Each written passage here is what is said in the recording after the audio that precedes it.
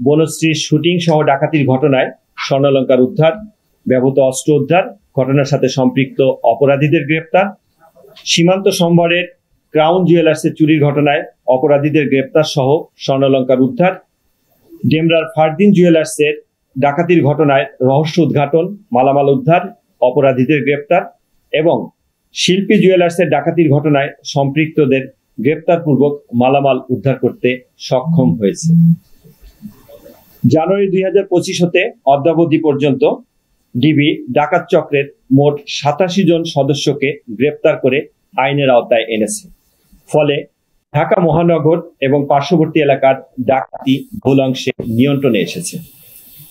এ ধরনের কার্যক্রম করতে গিয়ে সারা বাংলাদেশে আমরা বেশ কয়েকটি বিশেষ ধরনের ডাকাত চক্রের সন্ধান পেয়েছি, যাদের মূল লক্ষ্য হচ্ছে স্বর্ণের দোকান ডাকাতি করা। এক্ষেত্রে ডাকাতি কার্যক্রমের পূর্বে তারা ঘটনাস্থল রেকি করে এবং ডাকাতি কার্যক্রমে অস্ত্র গোলাবারুদ ব্যবহার করে মর্মে প্রাথমিক অনুসন্ধানে আমাদের নিকট উঠে আসে।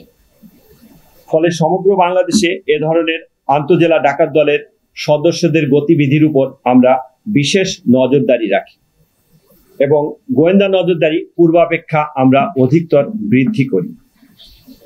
ফলে তথ্য প্রযুক্তিগত বিশ্লেষণ এবং গোয়েন্দা নজরদারি হতে প্রাপ্ত তথ্যে আমরা এমনই একটি ডাকাতির ঘটনা সংঘটিত হবে মর্মে আমরা প্রাথমিকভাবে সংবাদ পাই এবং যে ঘটনায় কিশোরগঞ্জ জেলার আনোয়ার হোসেন এবং বরিশাল জেলার পলাশের নেতৃত্বে 10-12 জনের একটি ডাকাত দল কোন একটি স্বর্ণের দোকানে ডাকাতির প্রস্তুতি নিচ্ছে মর্মে আমরা জানতে পারি। এ তথ্যের ভিত্তিতে ডিবি ডিএমপির একটি আভিযানিক দল গত 10 মে 2025 তারিখ রাত অনুমান 1:30 ঘটিকায় যাত্রাবাড়ি থানাধীন ধনিয়া কলেজের সামনে একটি বিশেষ অভিযান পরিচালনা করে। অভিযান পরিচালনা করে মাসুদ রানা চৌকিদার বয়স 38 নামে একজনকে গ্রেপ্তার করে। গ্রেপ্তারকালীন তার নিকট থেকে একটি 7.62 mm বিদেশি পিস্তল, 7 রাউন্ড গুলি উদ্ধার করা হয়। পরবর্তীতে অধিক জিজ্ঞাসাবাদে সে ডাকাতি পরিকল্পনার বিষয়টি স্বীকার করে এবং তার দেওয়া তথ্য মতে তার বাসায় অভিযান পরিচালনা করে এ ঘটনায় ব্যবহারের নিমিত্তে 36টি ককটেল উদ্ধার করা হয়। নিরাপত্তার স্বার্থে উদ্ধারকৃত বিস্ফোরকগুলো ইতোমধ্যে বোম ডিসপোজাল ইউনিট কর্তৃক নিষ্ক্রিয় করত আদালতে উপস্থাপনের নিমিত্তে ভিডিও ধারণ করা হয়েছে। গ্রেপ্তারকৃত মাসুদ রানা চৌকিদারকে আরো জিজ্ঞাসাবাদে জানা যায়, ডাকাতি পরিকল্পনার অংশ হিসাবে অন্যান্য সহযোগীরা ঢাকা শহরের বিভিন্ন স্থান হতে যাত্রাবাড়ির ধনিয়া কলেজের সামনে একত্রিত হয়ে গোপালগঞ্জ জেলার সদর থানাধীন বোলতলি বাজারের নিউ ডলি জুয়েলার্সের ডাকাতির একটি পরিকল্পনা করেছে।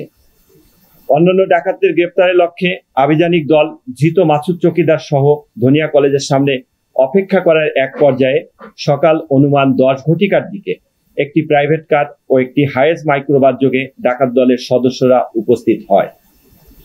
আভিযানিক দল তাৎক্ষণিক অভিযান পরিচালনা করে শাকিল, মামুন, মোহাম্মদ রাব্বি এবং আসাদ মিয়া নামক 4 জনকে গ্রেপ্তার করে 2টি গাড়ি জব্দ করে। পরবর্তীতে প্রাপ্ত তথ্যের ভিত্তিতে পরিচালিত অভিযানে ডাকাতি ঘটনার মূল পরিকল্পনাকারী মোহাম্মদ পলাশ শেখ 37 বছর বয়স এবং আনোয়ার হোসেন 44 বছর বয়সকে ধোলাইপাড় এলাকা থেকে গ্রেপ্তার করা হয়। এ পর্যন্ত এ ঘটনায় সর্বমোট 7 জন ডাকাতকে গ্রেপ্তার করা হয়েছে।